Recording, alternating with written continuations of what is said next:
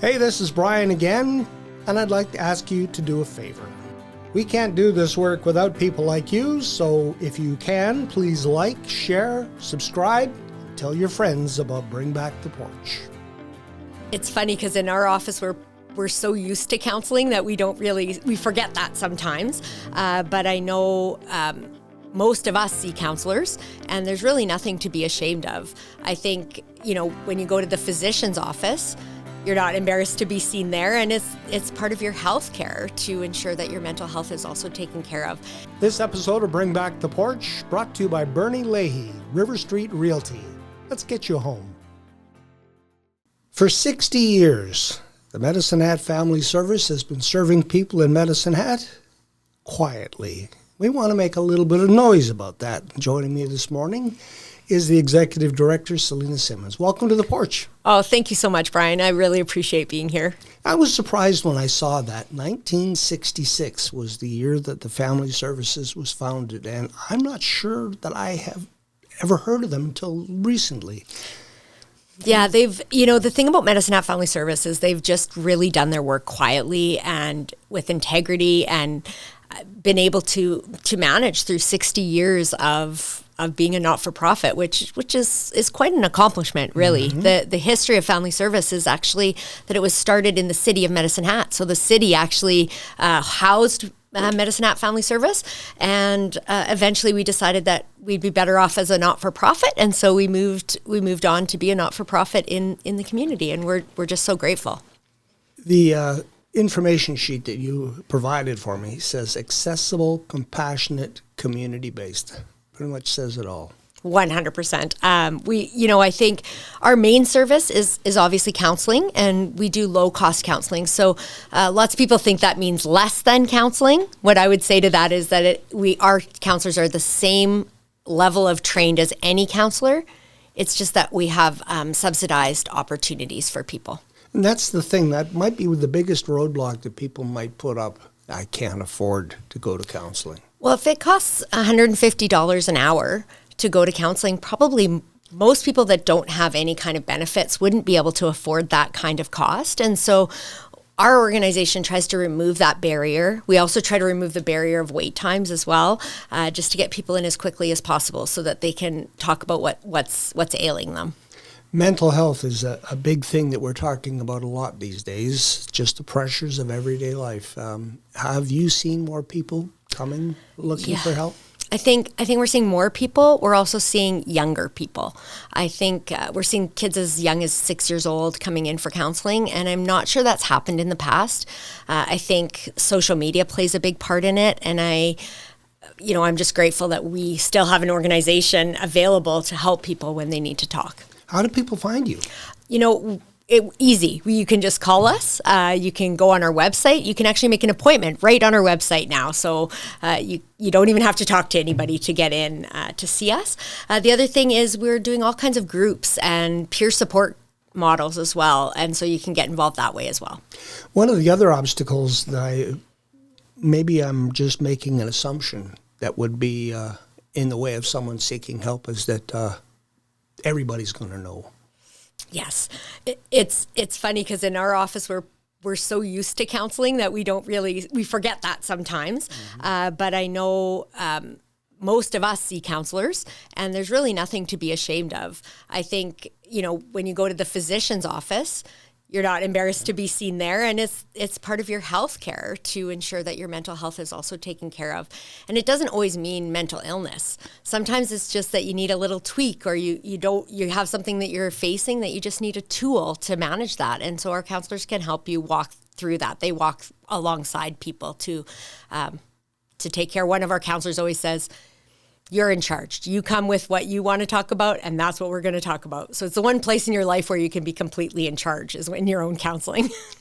What type of counseling services do you offer? So we provide everything from peer support So that would be somebody that's been through the same thing as you've been through, where they can sit and talk with you about what you're going through. So for example, we have Caregiver Connections, which allows people who are caregiving for a spouse or a partner or a child who has mental health issues, you can meet up with another person who's caregiving so they understand what you're going through.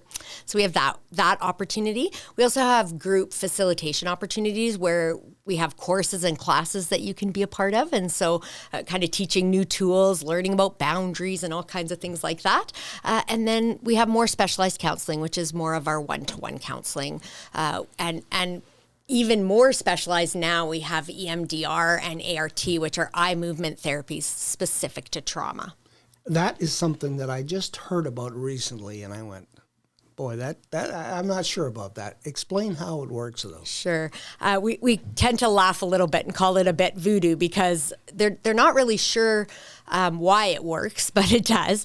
We suspect that potentially it's the same process that your brain goes through when you're sleeping. So when you're sleeping, your eyes move back and forth, and that's your brain processing the day's events. What happens is if you have an event that you can't process, your brain can't process it, it just continues to collect information, and so everything becomes a trigger, as they call them. So if you run into a bear in the forest, and you can look around and go, okay, I'm by this cave, and I know if I just don't come by this cave, I won't see this bear anymore. Your brain can process that, so it doesn't become a trauma. However, if the bear's in your living room and you don't know how it got in there, now everything is scary, and your brain doesn't know how to protect you because it doesn't know how the bear got in, and it doesn't know why the bear was there in the first place. And so what EMDR can help you to do is actually process that event in your brain and change it so that your brain thinks of it differently. What does EMDR stand for? Oh, no. Something about eye movement? This is terrible. Eye movement, reprocessing, and desensitization and reprocessing. Yeah. Yes. Are you able to share how the actual therapy is administered? Yeah, absolutely. So you would meet with a therapist, and you guys would decide together that that's what you're wanting to access, that that's the kind of service that you're looking for, and the therapist would ensure that you're ready for that type of therapy. And then you go into our office, we give you some tools on how to protect your brain and protect your thought process, and then you go through, and it actually is literally the counselor does eye movements with you as you're processing the event. So you go through the event in your brain, and the therapist processes it with you. Okay. Some of your group programming sounds interesting too. Kids in the Middle. I love that program. So Kids in the Middle is a program for kids that are going through separation or divorce in their family. And so what we do is we bring the kids in. We usually partner with Bridges Family Programs, and they teach the parents while we're teaching the kids. And we give them just some tools to think about separation and divorce and what that feels like in your family. We know divorce is one of the biggest ones on the ACE scale that kids go through, which ACE is for adverse childhood experiences. But we know if kids can process those things, that they're going to be okay. And so that's what Kids in the Middle does. And couples and family counseling too. That probably is a very busy one. It really is. I always joke that like having a third party in your marriage isn't always a bad thing if it's a counselor because they can come in. Because they can come in and support you and, you know, really help you kind of go through whatever you're facing as a family. You know, we often talk in our office about, you know, couples today, how do we connect? And so we're even doing things like paint nights for couples and having date night out so that couples can come in and learn a little bit about mental health, but then also spend some good time together where you're not on your phone and you're not watching TV and you're not kind of disassociated from each other. Play therapy for children and youth. That one sounds interesting. Yeah. So all of our therapists are trained in play therapy. And so we have a playroom in our office now. We just did a huge renovation. And so we have a really nice playroom and a sand table and all kinds of things so kids can go in and work out their feelings through play, which is really the best way for kids. So we take children anywhere from 6 all the way up. So. Okay, so this is not like a role-playing model therapy then?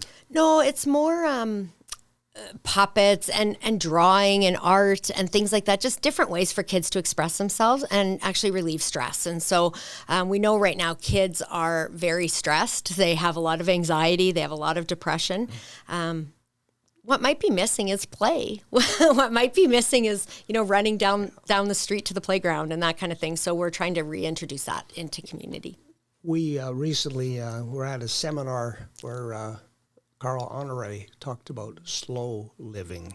And one of the things that he said children need to do is they need to learn how to put the devices away, slow down, play outside, take the time to enjoy life. And that sounds like what that therapy helps them do. 100%. I think I was actually at a conference, and there's a lady named Nina DeLacy, and she's actually an AI psychologist. Like she's done psychology through AI.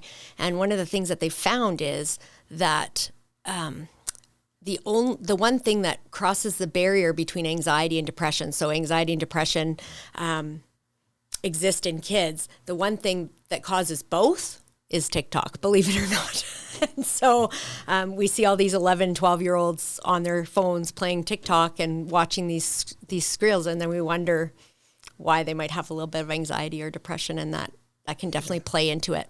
Hard for them to understand the difference between reality and what they see in social media because they maybe have never experienced reality. Well, even the cognitive ability to understand critical thinking, right? Lots of kids don't have that ability at that age. Well, they don't have the ability at that age. Even myself, sometimes I get tricked. I see the cougar coming after the baby on TikTok and I think, oh my gosh, that's terrible. But the reality is that kids don't know the difference between what's real and what's not real. Plus, yesterday we all watched an airplane crash and 2 people die on social media, and we all kind of scrolled by as though it was nothing. We're almost becoming desensitized.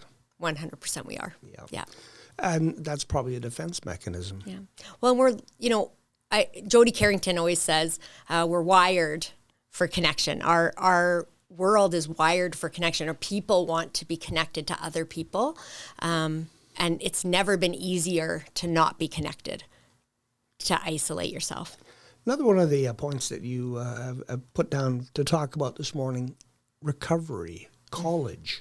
Yes, sounds interesting. It's really exciting. So we have a program now where we've taken over from CMHA, and so they are funding it, but they're funding it for us to do it at Medicine Hat locally. And Recovery College allows you to take some classes about mental health. So we have everything from boundaries. We're doing one on estrangement, parent estrangement, and child estrangement right now. We take any kind of opportunity to take a mental health issue, put it into a class, and then invite people to come. And it's all free. So easy to access. You can just go online, search up Recovery College. You'll get Recovery College Medicine Hat, and you'll get an opportunity to be a part of that. Caregivers also are people who are carrying extra burdens. 100%. So I think caregiving for somebody with a mental health issue can cause mental health issues for the caregiver as well. And so we've got peer support for that, which is great because you can talk to somebody who's going through it. I don't know how many times, you have trouble with something and you phone another parent who understands and they go, oh, that makes lots of sense. So that's where the peer support helps. Suicide prevention and community outreach. We have unfortunately seen an uptick in suicides over the last couple of years, probably after the pandemic, perhaps. We did see an increase there. Yes. How does that work? So this past year, we've hired Audrey Skoog, and she's amazing. And she does our suicide prevention. So it's a couple of things. One is we have actually a viral TikTok account on suicide prevention. It's called Mental Health Matters. And so she does content on there about mental health. And so the idea would be, you're up late at night scrolling, and this might just interrupt your thought for just a little bit to ask you to stay another day. So our campaign is Stay Another Day. We ask people to just take a minute and stop and give us a call rather than moving forward on with suicide. We're in schools talking about suicide prevention. It's funny to me that we're so scared to talk to kids about this stuff, but the kids really want to talk about it. And when we're in schools, the kids are the ones that are asking these great questions, and it's just been amazing to watch, actually.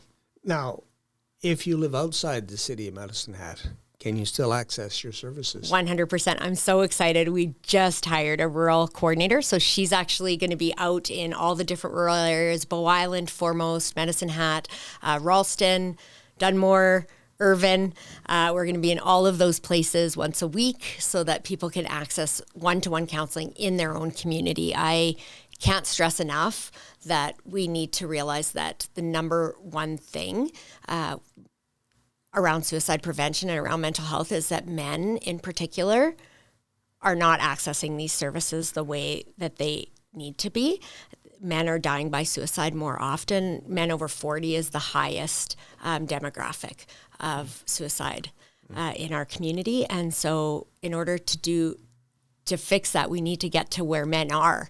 And oftentimes they might be out on the field, or they might be, in their tractor. Maybe they're listening to the podcast now and they're thinking, oh my gosh, like I'm really struggling and I'm scared to do it. I just encourage you to pick up the phone and call. When people come to counseling, they really realize how effective it can be and how much it really does help. I can put myself in that spot and think I'll put up a barricade. They're going to judge me. 100%. And I think men, especially over 40, they were taught when they were children, right? Don't talk about these things. Keep your feelings to yourself. Yeah, don't cry. No. Gosh, don't cry. Like, what the heck, right?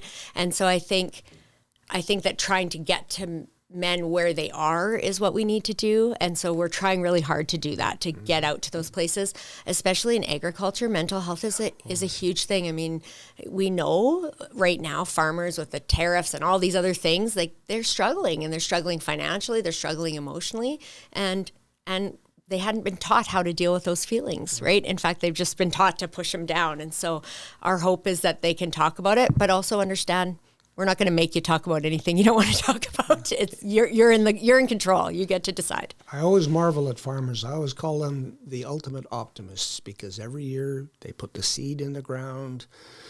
They invest all their money in that crop and have faith that it will pay off. I know. And it's amazing. It is amazing. And what would we do without them, right? We wouldn't eat. My gosh, we wouldn't be able to eat, right? No. So, yeah, I'm really grateful for our rural program. I think it will make a big difference in our rural areas and give people just an opportunity to seek help in their own community. The other thing is, too, if somebody's thinking, I don't know if I want to go in my community to counseling, you can always come into Medicine Hat, too, and we're happy to see you there. But we wanted to be where people are. We talked about a lot of services here this morning, but where does the money come from to keep this going? Well, right now, we are very lucky to be funded through the government of Alberta funds a lot of our programming. That being said, we know right now that the government of Alberta is also struggling. And so we are probably moving more into the fundraising end of things in the next few years, just to ensure that our services stay local and stay available. So we do accept donations.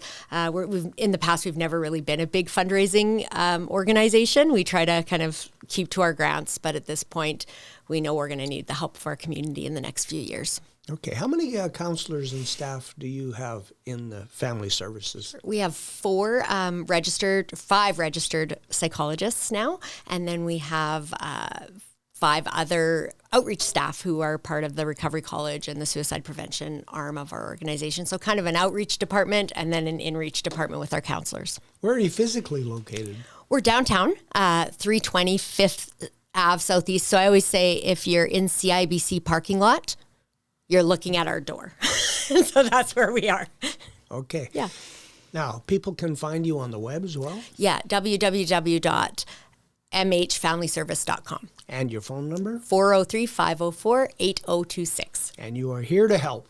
We are here to help. Just give us a call. If you have an idea about a group, if you're going through something and you're not quite sure if it fits, just give us a call. I mean, Mindy will answer the phone and you'll get to know her really well, and she's easy to get along with, and we make it pretty easy to make an appointment.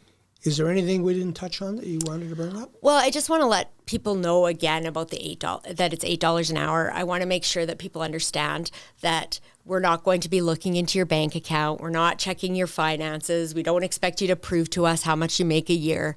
If you come in and say, I need counseling and I can't afford it, it will be $8 an hour. And if you can't afford the $8 an hour, come talk to me. I'll be happy to also get rid of that fee. We just want people to understand we want to remove as many barriers as possible, because it is so important to talk through these things. It's so important to talk to somebody about how you're feeling before you go down a spiral. I think in my past life, I always talked about, we need to catch people before they're falling in the river, right? Mm-hmm. Because unfortunately, we spend a lot of time fishing people out, helping them with services after they've already fallen down. What I love about Medicine Hat Family Service is it's actually the way that we can catch people before they fall in the river. So if you've been through something, if you're going through grief and you're not sure if it's normal, or if you've lost something, if you're going through loss, give us a call, because there are some strategies and great things that we can do to support you through that, so you don't have to be alone.